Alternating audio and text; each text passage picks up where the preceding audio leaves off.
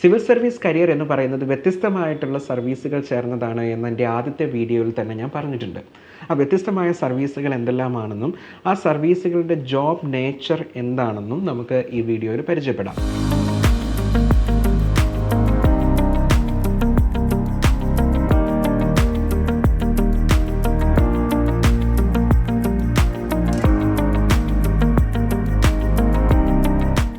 നിങ്ങൾ civil service പരീക്ഷയുടെ mains പാസ്സായതിനു ശേഷമാണ് സിവിൽ സർവീസ് പരീക്ഷ എഴുതുന്ന കുട്ടികൾ, ഇൻ്റർവ്യൂ അറ്റൻഡ് ചെയ്യുന്ന കുട്ടികൾ അവരുടെ സർവീസ് പ്രിഫറൻസസുകൾ കൊടുക്കുക. നിങ്ങൾ ഫില്ല് ചെയ്യുന്ന സർവീസ് പ്രിഫറൻസ് അനുസരിച്ച് നിങ്ങളുടെ റാങ്കും കൂടെ കൺസിഡർ ചെയ്തിട്ടാണ് നിങ്ങൾക്ക് ഏത് സർവീസ് അലോക്കേറ്റഡ് ആവുന്നു എന്ന് തീരുമാനിക്കപ്പെടുന്നത്. ഏറ്റവും പ്രധാനമായിട്ട് നമുക്കറിയാം IAS, IPS, Indian foreign service തുടങ്ങിയിട്ടുള്ള സർവീസുകളുണ്ട്. അപ്പം പ്രധാനമായിട്ടും കുട്ടികളെല്ലാം ഈ പറയുന്ന 3 സർവീസുകളിൽ ഏതെങ്കിലും ഒരെണ്ണമായിരിക്കും ആദ്യത്തെ സർവീസ് പ്രിഫറൻസ് ആയിട്ട് കൊടുക്കുക. അപ്പം അവർക്ക് കിട്ടുന്ന റാങ്ക് ആ സർവീസ് കിട്ടാൻ പര്യാപ്തമാണെന്നുണ്ടെങ്കിൽ ആ സർവീസ് അവർക്ക് കിട്ടും. അപ്പം ആ റാങ്ക് അനുസരിച്ച് അവർ മുൻഗണനാക്രമത്തിൽ ആദ്യം കൊടുത്തിട്ടുള്ള സർവീസ് കിട്ടുന്നില്ല എന്നുണ്ടെങ്കിൽ അടുത്ത സർവീസിനെ പരിഗണിക്കും. ഈ രീതിയിലാണ് സർവീസ് അലൊക്കേഷൻ നടക്കുന്നത്. ഈ കഴിഞ്ഞ സിവിൽ സർവീസ് പരീക്ഷയിൽ 18 സർവീസുകളിലേക്കാണ് എക്സാം നടന്നിട്ടുള്ളത്. ആ 18 സർവീസുകളെയും ജോബിൻ്റെ നേച്ചർ അനുസരിച്ചിട്ട് ഞാൻ 6 കാറ്റഗറി ആയിട്ട് തിരിക്കുന്നുണ്ട്. ആ 6 കാറ്റഗറി ഏതാണെന്ന് മനസ്സിലാക്കുമ്പോൾ നിങ്ങൾക്ക് ഈ സർവീസുകളെയും അതിനോടൊപ്പം പരിചയപ്പെടാം. ഒന്നാമത്തെ കാറ്റഗറി എലീറ്റിസ്റ്റ് എന്ന സർവീസുകൾ എന്ന് നമുക്ക് വിളിക്കാൻ പറ്റുന്ന IAS, IPS, IFS തുടങ്ങിയ 3 സർവീസുകളാണ്. ഈ 3 സർവീസുകളുടെയും ഏറ്റവും വലിയൊരു പ്രത്യേകത ഇത് വളരെ റെസ്പെക്റ്റ്ഫുൾ ആയിട്ടുള്ള സർവീസുകളാണ്, എല്ലാവരും റെക്കഗ്നൈസ് ചെയ്യുന്ന ഒരു സർവീസുകളാണ് എന്നുള്ളതാണ്. സിവിൽ സർവീസ് പരീക്ഷയിൽ ഞാൻ മുമ്പത്തെ വീഡിയോയിൽ ഡിസ്കസ് ചെയ്ത പോലെ തന്നെ ആദ്യത്തെ 90 റാങ്കുകളുടെ ഉള്ളിൽ വരണം ജനറൽ കാറ്റഗറി സ്റ്റുഡൻ്റാണ് നിങ്ങൾക്ക് IAS, IFS കിട്ടണമെങ്കിൽ.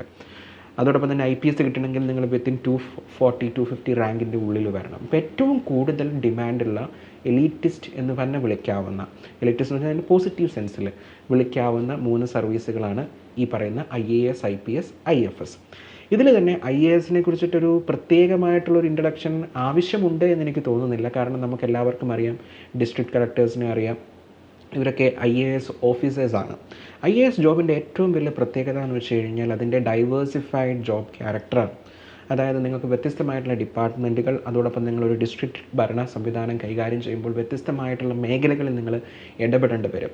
പുതിയ കാര്യങ്ങൾ നിങ്ങൾ എളുപ്പത്തിൽ പഠിക്കേണ്ടി വരും. അതോടൊപ്പം തന്നെ വളരെ ഡൈനാമിക് ആയിട്ടുള്ള ഒരു ജോബ് പ്രൊഫൈലാണ്. നിങ്ങൾ ഒരു സബ് ഡിവിഷണൽ മജിസ്ട്രേറ്റ് ആയിട്ടോ ഒരു സബ് കളക്ടറോ ആയിട്ടോ ഒരു സ്ഥലത്ത് ജോയിൻ ചെയ്തതിന് ശേഷം ഒരു 7-8 കൊല്ലത്തിന് ശേഷം ഒരു ജില്ലയുടെ ഭരണാധികാരിയായിട്ട് മാറുന്നു, അതായത് ഡിസ്ട്രിക്ട് കളക്ടറായിട്ട് മാറുന്നു. അതിനുശേഷം നിങ്ങൾക്ക് ഫീൽഡ് ലെവൽ പോസ്റ്റിംഗ് കുറവായിരിക്കും. നിങ്ങൾ കൂടുതൽ സെക്രട്ടേറിയറ്റിൽ വ്യത്യസ്തമായ ഡിപ്പാർട്ട്മെൻറ്റുകളും ഡയറക്ടറേറ്റുകളും വ്യത്യസ്തമായ കമ്പനികളും ഒക്കെ മാനേജ് ചെയ്യുന്ന പൊസിഷനിലേക്ക് മാറ്റപ്പെടും. അങ്ങനെ നിങ്ങൾക്ക് ഉയർന്ന ചീഫ് സെക്രട്ടറിയോ അല്ലെങ്കിൽ നിങ്ങൾ ചെറിയ പ്രായത്തിൽ സർവീസിൽ കയറിയിട്ടുണ്ടെങ്കിൽ ക്യാബിനറ്റ് സെക്രട്ടറി വരെയോ ആവാം. വളരെ ഇമ്പാക്റ്റ്ഫുൾ ആയിട്ടുള്ള കരിയറാണ് IAS എന്ന് പറയുന്നത്. കാരണം പോളിസി നിർമ്മിക്കുന്നതിനും അതോടൊപ്പം തന്നെ പോളിസി ഇംപ്ലിമെൻറ്റേഷനിലും ഒക്കെ IASകാരുടെ റോള് വളരെ വലുതാണ്. അതുകൊണ്ട് തന്നെ IAS എന്ന് പറയുന്നത് ഈ സർവീസുകളിൽ ഏറ്റവും മുന്തിയത് എന്ന് നമുക്ക് പറയാൻ പറ്റുന്ന, ഏറ്റവും കൂടുതൽ ആളുകൾ പ്രിഫർ ചെയ്യുന്ന, ഏറ്റവും റെസ്പെക്റ്റ്ഫുൾ ആയിട്ടുള്ള, ഇമ്പാക്റ്റ്ഫുൾ ആയിട്ടുള്ള കരിയറാണ്. രണ്ടാമത്തേത് ഇന്ത്യൻ പോലീസ് സർവീസാണ്. ഇതൊരു യൂണിഫോം സർവീസാണ്. അതുകൊണ്ട് തന്നെ വളരെ ഡിഗ്നിഫൈഡ് ആയിട്ടുള്ള ഒരു സർവീസ് കൂടിയാണ്. ഒരു IPS ഓഫീസറുടെ ജോബ് എന്ന് പറയുന്നത് പ്രധാനമായിട്ടും ലോ ആൻഡ് ഓർഡർ പരിപാലിക്കുക എന്നുള്ളതാണ്. അതോടൊപ്പം തന്നെ ക്രൈം ഇൻവെസ്റ്റിഗേഷൻസ് ഉണ്ടാവാം. അതോടൊപ്പം തന്നെ പ്രിസൺ മാനേജ്മെൻ്റ് ഉണ്ട്, വിജിലൻസ് ഉണ്ട്. ഇതൊക്കെ ഒരു പോലീസ് ഓഫീസറുടെ, ഇന്ത്യൻ പോലീസ് സർവീസിലുള്ള ഒരു ഓഫീസറുടെ അധികാര പരിധിയിൽ വരുന്ന ഒന്നാണ്. ഹൈദരാബാദാണ് ഇന്ത്യൻ പോലീസ് സർവീസ് കിട്ടിയിട്ടുള്ള ആളുകളെ പരിശീലിപ്പിക്കുന്ന സ്ഥാപനമുള്ളത്. അതോടൊപ്പം തന്നെ ഇന്ത്യൻ പോലീസ് സർവീസിൻ്റെ ഒരു നേച്ചർ എന്ന് പറഞ്ഞാൽ കുറച്ച് ഹെക്റ്റിക്കാണ്. IASനേക്കാളും ചിലപ്പോൾ ഹെക്റ്റിക്കാണ് IPS ജോബ് എന്ന് പറയാറുണ്ട്. വളരെ IAS പോലെ തന്നെ വളരെ റെസ്പെക്റ്റ്ഫുൾ ആയിട്ടുള്ള, അതോടൊപ്പം തന്നെ ഇമ്പാക്റ്റ്ഫുൾ ആയിട്ടുള്ള, വളരെ വിസിബിലിറ്റിയുള്ള ഒരു സർവീസാണ് ഇന്ത്യൻ പോലീസ് സർവീസ്. ഇതിൽ പല സ്ഥലങ്ങളിലും പല സംസ്ഥാനങ്ങളിലും കമ്മീഷണറേറ്റ് സിസ്റ്റംസ് ഉണ്ട്. ഈ കമ്മീഷണറേറ്റ് സിസ്റ്റംസ് ഉള്ള സ്ഥലങ്ങളിൽ പോലീസിന് കുറച്ചും കൂടെ പവേഴ്സ് ഉണ്ടാവും. ഫോർ എക്സാമ്പിൾ ഗുജറാത്ത്, മഹാരാഷ്ട്ര പോലെയുള്ള സ്ഥലങ്ങളിൽ. അതുപോലെ തന്നെ നിങ്ങളൊരു അർബൻ ഏരിയയിൽ പോസ്റ്റ് ചെയ്യപ്പെടുകയാണെങ്കിൽ നിങ്ങൾക്ക് കരിയറിൽ ഒരുപാട് കാര്യങ്ങൾ പുതുതായിട്ട് പഠിക്കാനും വേണ്ടി പറ്റും. വളരെയധികം ഇമ്പാക്റ്റ് അവിടുത്തെ ക്രൈം സിറ്റുവേഷനും അങ്ങനെയുള്ള കാര്യങ്ങളുമൊക്കെ ആയിട്ട് ബന്ധപ്പെട്ട് നിങ്ങൾക്ക് ഉണ്ടാക്കാൻ പറ്റും. അതാണ് ഇന്ത്യൻ പോലീസ് സർവീസിൻ്റെ ഒരു ജോബിൻ്റെ ഏകദേശ ചിത്രം. ഇനി നമുക്ക് ഇന്ത്യൻ ഫോറിൻ സർവീസിലേക്ക് വരാം. ഇന്ത്യൻ ഫോറിൻ സർവീസ് ഓഫീസേഴ്സിനെ നമുക്ക് അപൂർവം സിനിമകളിലെങ്കിലും പരിചയമുണ്ട്. വളരെ റെസ്പെക്റ്റ്ഫുൾ ആയിട്ടുള്ള ഈ രാജ്യത്തെ പ്രതിനിധീകരിച്ച് മറ്റ് രാജ്യങ്ങളിൽ സേവനം അനുഷ്ഠിക്കുന്ന ആളുകളാണ് ഇന്ത്യൻ ഫോറിൻ സർവീസ്. IASനെയും IPSനെയും കമ്പയർ ചെയ്ത് നോക്കുമ്പോൾ ഇന്ത്യൻ ഫോറിൻ സർവീസ് ഓഫീസേഴ്സിൻ്റെ എണ്ണം വളരെ ചെറുതാണ്. എനിക്ക് തോന്നുന്നു ഏകദേശം ഇന്ത്യയിൽ 5000-നടുത്ത് IAS ഓഫീസേഴ്സ് ഉണ്ട്. പക്ഷേ ഇന്ത്യയിൽ ആകെ 850-നടുത്ത് ഇന്ത്യൻ ഫോറിൻ സർവീസ് ഓഫീസേഴ്സേ ഉള്ളൂ. അത്രമാത്രം സെലക്റ്റഡ് ആയിട്ടുള്ള ആളുകളാണ് ഇന്ത്യൻ ഫോറിൻ സർവീസിലേക്ക് വരിക. IASനെ പോലെ തന്നെ ആദ്യത്തെ 90 റാങ്കിൽ ഉൾപ്പെട്ടെങ്കിൽ മാത്രമേ ഇന്ത്യൻ ഫോറിൻ സർവീസ് പ്രിഫറൻസ് ആയിട്ടുള്ള ആളുകൾക്ക് ആ സർവീസ് കിട്ടുകയുള്ളൂ. രാജ്യത്തെ മറ്റ് രാജ്യങ്ങളെ പ്രതിനിധീകരിക്കുക എന്നതുകൊണ്ട് ഉദ്ദേശിക്കുന്നത് നമ്മുടെ രാജ്യത്തിൻ്റെ താല്പര്യങ്ങൾ മറ്റ് രാജ്യങ്ങളുമായിട്ട് സംസാരിക്കുക, നെഗോഷിയേറ്റ് ചെയ്യുക, മറ്റ് രാജ്യങ്ങളിൽ നടക്കുന്ന ഡെവലപ്മെൻറ്റ് റിപ്പോർട്ട് ചെയ്യപ്പെടുക നമ്മുടെ രാജ്യ താല്പര്യത്തിനെ അഫക്റ്റ് ചെയ്യുന്നതാണെന്നുണ്ടെങ്കിൽ, അതോടൊപ്പം തന്നെ ഹോസ്പിറ്റാലിറ്റി, അതായത് മറ്റ് രാജ്യത്തിലെ ഭരണ തലവന്മാരെ സ്വീകരിക്കുന്നതിലും അതോടൊപ്പം തന്നെ അവരുമായിട്ട് സംസാരിക്കുന്നതിലും ഹോസ്പിറ്റാലിറ്റി വളരെ ഇമ്പോർട്ടൻ്റ് ആണ്. അത് മെയിൻറ്റെയിൻ ചെയ്യുക. അതോടൊപ്പം തന്നെ ട്രേഡ് നെഗോഷിയേഷൻസ് അങ്ങനെയുള്ള കാര്യങ്ങളിൽ ആക്റ്റീവായിട്ട് ഇടപെടുക. അങ്ങനെയുള്ള കാര്യങ്ങളാണ് ഇന്ത്യൻ ഫോറിൻ സർവീസ് ഓഫീസേഴ്സ് പ്രധാനമായിട്ടും ചെയ്യുക. ഇന്ത്യൻ ഫോറിൻ സർവീസ് ഓഫീസേഴ്സിനെ സംബന്ധിച്ചിടത്തോളം സോഫ്റ്റ് സ്കിൽസിൽ വളരെയധികം നൈപുണ്യം അവർക്കുണ്ടാവേണ്ടതുണ്ട്. അതോടൊപ്പം തന്നെ നല്ല ഡിപ്ലോമാറ്റ്സ് ആയിരിക്കണം. അവരെ നന്നായിട്ട് നെഗോഷിയേറ്റ് ചെയ്യാനും ആർട്ടിക്കുലേറ്റ് ചെയ്യാനുമുള്ള കപ്പാസിറ്റി വേണം. നമുക്ക് ചൂണ്ടിക്കാണിക്കാൻ പറ്റുന്ന നല്ലൊരു officer minister of external affairs Jaishankar sir തന്നെയാണ്. അദ്ദേഹം ഇന്ത്യൻ ഫോറിൻ സർവീസിൽ വർഷങ്ങളോളം സേവനമനുഷ്ഠിച്ചതിന് ശേഷമാണ് വിദേശകാര്യമന്ത്രിയാവുന്നത്. അതോടൊപ്പം തന്നെ ഒരുപാട് മലയാളികളുള്ള ഒരു സർവീസ് കൂടിയാണ് ഇന്ത്യൻ ഫോറിൻ സർവീസ്. ഡിപ്ലോമസി ഇഷ്ടപ്പെടുന്ന, നമ്മുടെ രാജ്യത്തെ പ്രതിനിധീകരിച്ച് മറ്റ് രാജ്യങ്ങളിലേക്ക് യാത്ര ചെയ്യാൻ സന്നദ്ധരായിട്ടുള്ള ചെറുപ്പക്കാർക്ക് എന്തുകൊണ്ടും സ്വീകരിക്കാവുന്ന, ഫസ്റ്റ് പ്രിഫറൻസ് ആയിട്ട് കൊടുക്കാവുന്ന ഒരു സർവീസാണ് ഇന്ത്യൻ ഫോറിൻ സർവീസ്. രണ്ടാമതായിട്ട് ഞാൻ പരിചയപ്പെടുത്താൻ ആഗ്രഹിക്കുന്നത് ഫിനാൻഷ്യൽ അഡ്മിനിസ്ട്രേറ്റീവ് സർവീസുകളാണ്. ഈ പറയുന്ന കാറ്റഗറൈസേഷൻ എൻ്റെ തന്നെയാണ്. ഈ പറയുന്ന സർവീസുകൾ വളരെ വൈവിധ്യമുള്ളതായതുകൊണ്ട് ഇതിനെ എളുപ്പത്തിൽ മനസ്സിലാക്കാൻ വേണ്ടിയാണ് ഇങ്ങനെ കാറ്റഗറൈസ് ചെയ്യുന്നത്. അവരുടെ ജോബ് നേച്ചർ അനുസരിച്ചിട്ട് അതിൻ്റെ പ്രത്യേകതകളൊക്കെ അനുസരിച്ചിട്ടുമാണ് ഈ കാറ്റഗറൈസേഷൻ വരുന്നത്. ഈ ഫിനാൻഷ്യൽ അഡ്മിനിസ്ട്രേറ്റീവ് സർവീസിൽ ഞാൻ ഉൾപ്പെടുത്തുന്നത് 3 സർവീസുകളാണ്. ഒന്ന് IRS IT, IRS കസ്റ്റംസ്, അതോടൊപ്പം തന്നെ Indian audit and account service അല്ലെങ്കിൽ IAAS.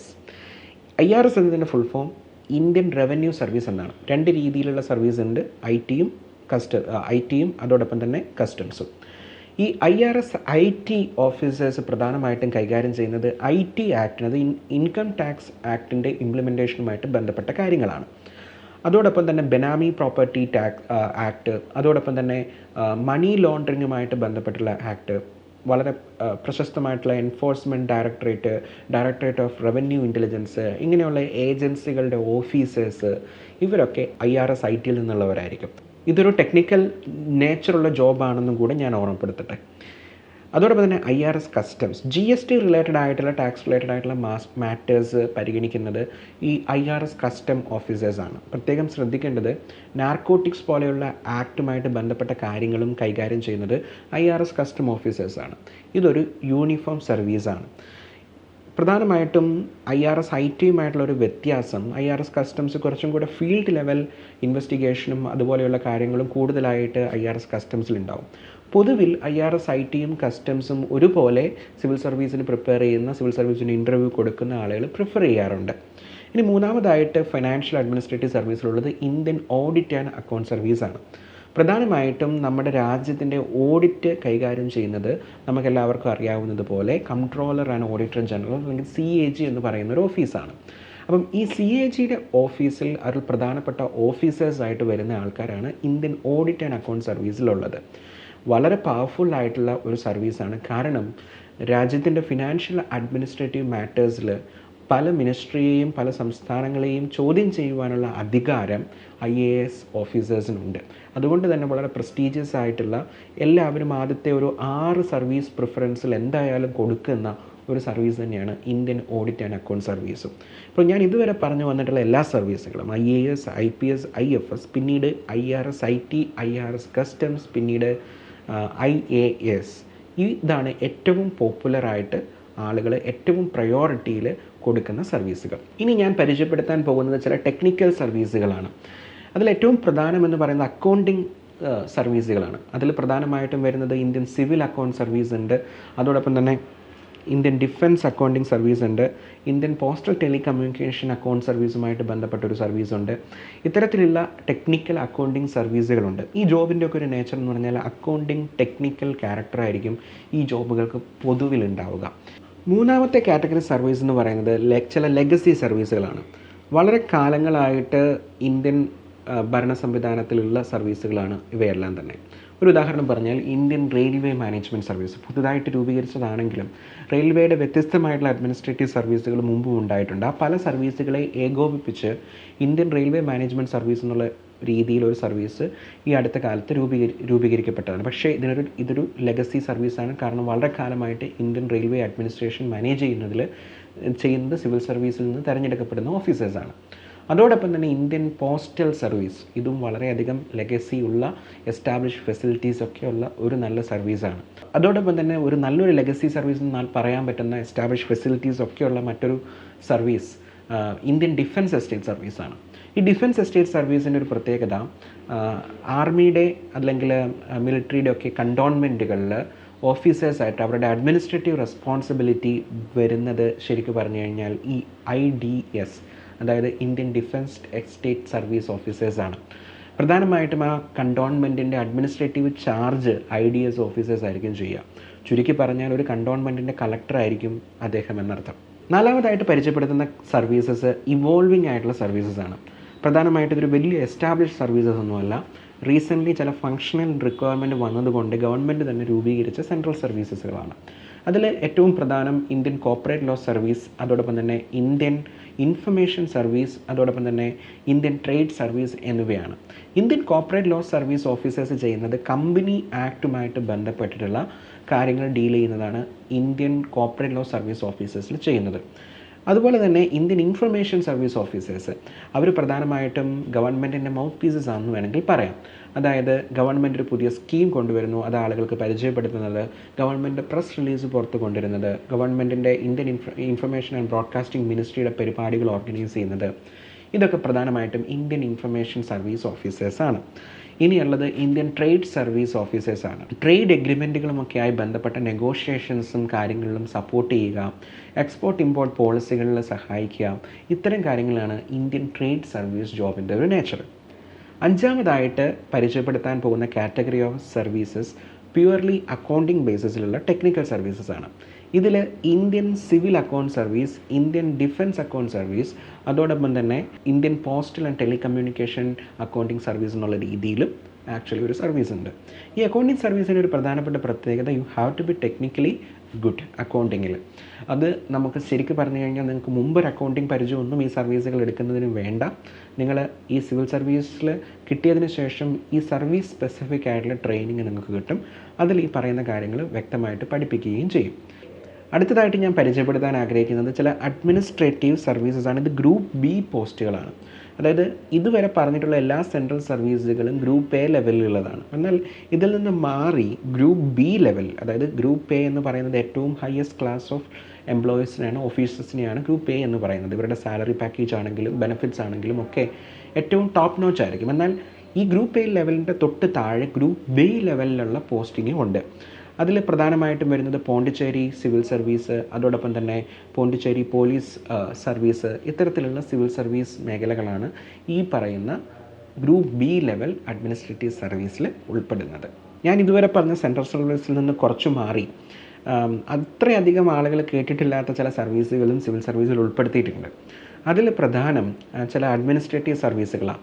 ഡൽഹി അഡ്മിനിസ്ട്രേറ്റീവ് സർവീസ് എന്നുള്ള രീതിയിൽ ഡാനിക്സും, പോണ്ടിച്ചേരി അഡ്മിനിസ്ട്രേറ്റീവ് സർവീസ് എന്നുള്ള രീതിയിൽ പോണ്ടിബ്സ് എന്ന് വിളിക്കുന്ന ഒരു സർവീസും, armed force head quarters service എന്ന് പറയുന്ന FHSQ എന്ന് പറയുന്ന ഒരു സർവീസും സിവിൽ സർവീസിൽ ഉൾപ്പെടുത്തിയിട്ടുണ്ട്.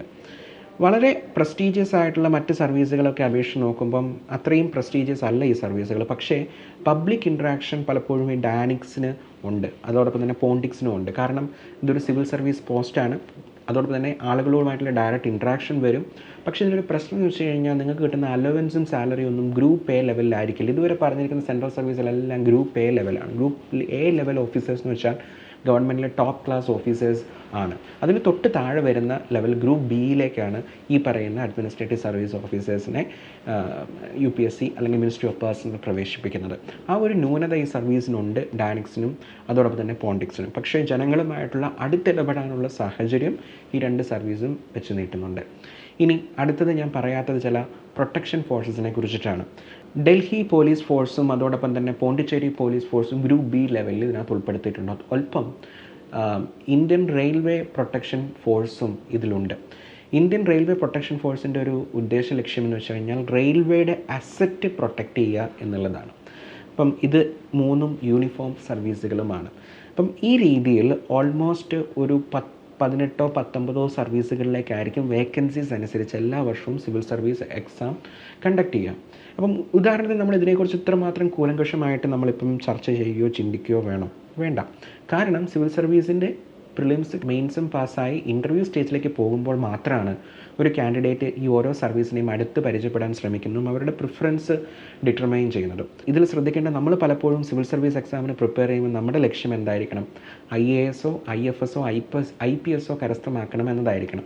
ഇനി അഥവാ അത് കിട്ടുന്നില്ലെങ്കിൽ പോലും നിങ്ങൾക്ക് വളരെ പ്രസ്റ്റീജിയസ് ആയിട്ടുള്ള, വളരെ ഇമ്പാക്റ്റ്ഫുൾ ആയിട്ടുള്ള, ഒന്നെങ്കിൽ ടെക്നിക്കൽ ആവാം, അല്ലെങ്കിൽ അക്കൗണ്ടിങ് ആവാം, അല്ലെങ്കിൽ ഫിനാൻഷ്യൽ അഡ്മിനിസ്ട്രേറ്റീവ് ആവാം, അല്ലെങ്കിൽ ഡൈനാമിക് ആയിട്ടുള്ള ഇവോൾവിങ് ആയിട്ടുള്ള ചില സർവീസുകൾ നിങ്ങളെ കാത്തിരിക്കുന്നുണ്ട്.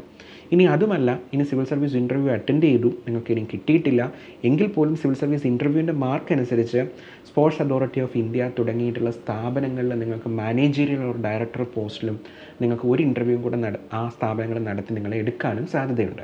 അപ്പോൾ ഇത്തരത്തിൽ വ്യത്യസ്തമായിട്ടുള്ള ഓപ്പർച്യൂണിറ്റീസ് സിവിൽ സർവീസ് എക്സാമിൽ ഉള്ളടങ്ങിയിട്ടിരുന്നു. അപ്പം നമ്മൾ ഈ സർവീസ് പ്രിഫറൻസ് കൊടുക്കുമ്പോൾ പലരും പല പ്രയോറിറ്റീസ് വെച്ചിട്ടാണ് ഈ സർവീസ് പ്രിഫറൻസിനെ എടുക്കുന്നത്. ചിലപ്പോൾ ചില സർവീസുകൾ എടുക്കുമ്പോൾ അതിൽ കേരളത്തിൽ തന്നെ പോസ്റ്റിംഗ് വരാനുള്ള സാധ്യതയുണ്ട്. അതോടൊപ്പം തന്നെ ചില സർവീസുകൾ നമ്മൾ പിക്ക് ചെയ്യുമ്പോൾ ടെക്നിക്കൽ സർവീസ് ഇഷ്ടമില്ലാത്ത ആളുകൾ അത് താഴേക്ക് പ്രയോറിറ്റി ഓർഡറിൽ വെക്കും. ഇവിടെ പ്രയോറിറ്റി ഓർഡർ മാത്രമല്ല, നിങ്ങളുടെ റാങ്കിങ് കൂടെ നോക്കിയിട്ടാണ് ഈ പറയുന്ന സർവീസുകൾ നിങ്ങൾക്ക് അലോക്കേറ്റഡ് ആവുക. ഇപ്പോൾ നമ്മൾ സിവിൽ സർവീസ് പ്രിപ്പറേഷൻ തുടങ്ങുമ്പോൾ ഇതിനെക്കുറിച്ചൊന്നും ചിന്തിക്കേണ്ടതില്ല. എങ്കിലും നമുക്കൊരു ഏകദേശ ധാരണ വേണം. ഇന്ത്യൻ സിവിൽ സർവീസ് എക്സാം എന്ന് പറയുന്നത് കേവലം IAS, IPS, IFS പോസ്റ്റിലേക്ക് മാത്രമല്ല, മറിച്ച് വ്യത്യസ്തങ്ങളായിട്ടുള്ള ഡൈവേഴ്സ് ആയിട്ടുള്ള ജോബ് പ്രൊഫൈലുകളുള്ള നിരവധി സിവിൽ സർവീസ് പോസ്റ്റുകളിലേക്കും കൂടെയാണ് എന്നുള്ളൊരു ധാരണ നിങ്ങൾക്ക് ഉണ്ടാവണം. അതുകൊണ്ട് തന്നെ നിങ്ങൾക്ക് ഈ സിവിൽ സർവീസ് പരീക്ഷയ്ക്ക് പഠിച്ചിട്ട് IAS, IPS കിട്ടിയില്ല എങ്കിൽ പോലും മറ്റൊരു സർവീസ് കിട്ടാം. ഇനി മറ്റൊരു സർവീസ് കിട്ടിയതിന് ശേഷം നിങ്ങൾക്ക് ഒരിക്കൽ കൂടി പരീക്ഷ എഴുതാം, റാങ്ക് ഇമ്പ്രൂവ് ചെയ്യുകയും ചെയ്യാം. അപ്പം ഈ ഒരു ധാരണ നൽകാൻ വേണ്ടിയിട്ടാണ് ഈ വീഡിയോ. Thank you.